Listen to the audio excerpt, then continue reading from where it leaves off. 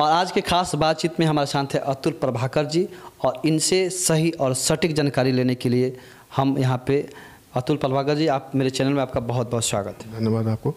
तो आज की बातचीत जो होगा, हमारे जितने भी मन में मेरे सवाल है हम पूछेंगे, और चाहेंगे कि मेरे सवाल अगर कोई छूट जाता है तो आप कमेंट करके ज़रूर बताइएगा, ताकि नेक्स्ट वीडियो में इनसे सवाल किया जाए। तो अतुल जी, सबसे पहले मैं आपसे ये जानना चाहूँगा, और व्यूअर्स भी ये जानना चाहेंगे कि यदि किसी के पास जीएसटी है और जीएसटी होने के बावजूद भी किसी को लोन नहीं मिलता है बिजनेस पे, तो उनको क्या प्रक्रिया हो सकती है, और कहाँ से मिलेगा और कैसे मिलेगा? देखिए, सबसे पहले तो बिजनेस लोन होता है। तो बिजनेस लोन एक तो स्टार्टअप के लिए होता है, एक पहले से जो स्टार्टअप किया है, पहले से रनिंग में है, उसके लिए एक बिजनेस लोन मिलता है। तो बैंक स्टार्टअप के लिए नहीं देता है। नहीं, मेरा सवाल जो है कि अगर किसी के पास जीएसटी है, एकदम सरल भाषा में मैं पूछ रहा हूँ, उतना ही आप सरल भाषा में बताइए ताकि किसी को समझने में परेशानी नहीं। यदि किसी के पास जीएसटी है, दुकान भी है, लेकिन फिर भी उसको लोन नहीं मिल पाता है, तो उसको लोन लेने के लिए उन लोगों को कैसे प्राप्त होगा और कहाँ से प्राप्त होगा? देखिए, सबसे पहले तो बैंक जो है वो जीएसटी वालों को ही देता है। तो जीएसटी ऐसा नहीं है कि जिसके पास जीएसटी है, 6 महीना पहले जीएसटी कराया और उसको बिजनेस लोन जाए वो मांगने तो बैंक नहीं देगा। 2 साल पुराना जीएसटी चाहिए और जीएसटी से टर्नओवर 30 लाख मिनिमम चाहिए, तो उसको बैंक लोन दे देगा। 5 से 10 लाख, 15 लाख, 20 लाख, ज़्यादा ट्रांजैक्शन होगा तो 30 लाख भी दे देगा। और जिसके पास जीएसटी नहीं है, आपके जैसे हम लोग काफ़ी ये सुनने में आता है कि जैसे कि बहुत सारा बैंक कर्मी हैं, वो लोग बताते हैं कि यदि लोन चाहिए तो आपके पास जीएसटी होना चाहिए। तो इसका ये अर्थ होता है कि जीएसटी होना अनिवार्य नहीं है। जीएसटी चाहिए नहीं चाहिए, लेकिन ये कोई जरूरी नहीं कि होना चाहिए, पुराना होना अनिवार्य है। जैसे आपने जानकारी जैसे अभी आप बोल रहे हैं, हाँ, कुछ पुराना होना चाहिए। जैसे कि क्या नाम, यानी कि जो लोग नए जीएसटी लिए हैं और वो चाह रहे हैं कि तुरंत लोन मिल जाए, तो ये संभव है या नहीं? वो लोन जाएगा 2 से 3 लाख में, वो फाइनेंस लोन करेगा, वो बिना जीएसटी का। तो आप अपने पास ऑप्शन है, वो 3 लाख से प्लस जब जाएंगे तो जीएसटी लगेगा। अच्छा, जिनके पास छोटी दुकानें हैं, अभी नया स्टार्टअप किए हुए हैं, और जो नया स्टार्टअप दुकान करते हैं और छोटे छोटे जो दुकानदार होते हैं उनके पास जीएसटी नहीं होता है, तो उनके लिए कौन सा लोन उनको प्रोवाइड हो जाएगा, कहाँ से होगा, कैसे होगा?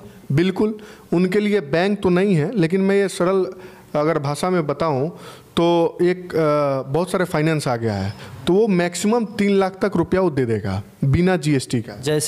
जैसे में आई फाइनेंस है, बंधन बैंक भी दे रहा है, फ्यूजन आया है, फ्यूजन फाइनेंस दे रहा है, और भी बहुत सारे फाइनेंस है। मैं पूरा ऑल ओवर इंडिया जितने भी मतलब बिजनेसमैन हैं, छोटे छोटे जो दुकानदार हैं, मैं उनसे बताना चाहता हूं कि आप कहीं भी हो, उस ज़िले में जाइए, हर एक ज़िले में कोई ना कोई फाइनेंस का ऑफिस है, ब्रांच है।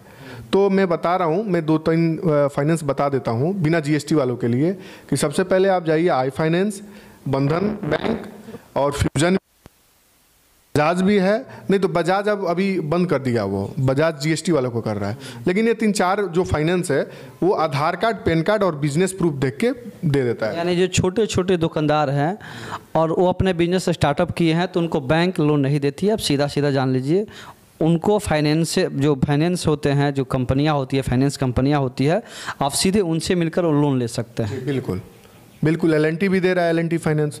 तो मैं बता दूं कि जैसे आप बताएं, हमसे पूछे हैं कि सरल तरीके में, सरल भाषा में बता दूं कि जिसके पास जीएसटी है ही नहीं, वो बैंक ना जाए तो अच्छा है। वो डायरेक्ट अपना टाइम वेस्ट ना करते हुए डायरेक्ट आप फाइनेंस ऑफिस में जाए, वो 2 से 3 लाख रुपया मिल जाएगा। और जिसके पास जीएसटी है 2 साल पुराना, वो आराम से अपना बैंक में जाए, 10 लाख, 15 लाख, 20 लाख अपना। हमारी जो बातचीत हो रही है बिजनेस लोन के बारे में बातचीत हो रही है। तो जिनके पास यदि आपके जीएसटी नहीं है पुराना, तो आप सीधे सीधे फाइनेंस से आप संपर्क कर सकते हैं, ना कि बैंक से कर सकते हैं। बैंक के चक्कर लगाने से कोई फ़ायदा नहीं है। और सबसे पहले मैं बता दूं कि दोनों में क्या क्या डॉक्यूमेंट लगेगा। तो जीएसटी वालों के लिए जीएसटी मैंडेटरी है। जीएसटी 3 पेज का होता है, मैं बता दूं, और रजिस्ट्रेशन 2 साल पुराना होना चाहिए। तो जीएसटी जरूरी है उसमें, और एक उद्यम रजिस्ट्रेशन वो तो बन जाता है, नहीं भी रहता तो बन जाता है। आधार, पैन और 1 साल का बैंक स्टेटमेंट, ये बैंक मांगेगा 5 लाख से ऊपर, चाहे आप 10 लाख लीजिए, 20 लाख लीजिए, तब लोन हो जाएगा आपका। और जीएसटी जिसके पास नहीं है उसके लिए डॉक्यूमेंट लगेगा, जैसे आधार कार्ड हो गया, पैन कार्ड हो गया, बिजली बिल हो गया, और एक दुकान उसके नाम से, मतलब नाम से क्या उसका होना चाहिए रनिंग में। एक उद्यम रजिस्ट्रेशन बना देगा, सेम टाइम हो आपका 2 से 3 लाख रुपया हो जाएगा। तो मैंने अभी इनसे काफ़ी मेरे मन में जो सवाल थे हम इनसे पूछे, और आपके भी मन में कोई सवाल होगा तो आप कमेंट करके ज़रूर बताइएगा। हमारी कोशिश रहेगा कि आपको जानकारी दिया जाए। और मेरे जानकारी से आप, जैसे अतुल प्रभाकर जी मेरे साथ जुड़े हुए थे और उनसे बातचीत हुआ, उन्होंने दोनों हम चीज़ जानने की कोशिश किए कि जिसके पास जीएसटी है उनको कैसे लोन प्रोवाइड होगा, जिनके पास नहीं है वो कैसे कर सकते हैं। मैं आशा करता हूं कि ये चीज़ें जो है, आप जो लोन के जो बैंक के चक्कर लगाते हैं और लोग आपको घुमाने की कोशिश करते हैं और आपको लोन नहीं मिलता है और निराश होकर घर चल जाते हैं,